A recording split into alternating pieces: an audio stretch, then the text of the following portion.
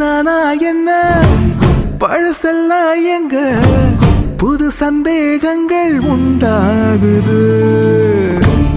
இது திண்டாட்டமா இல்ல துள்ளாட்டமா மண்ணை விட்டு 2 கால் தாவுது.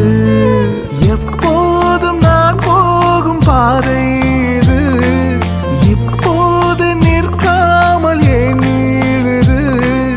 என் உள்ளம் லேசாக கை மீறுது. வரசா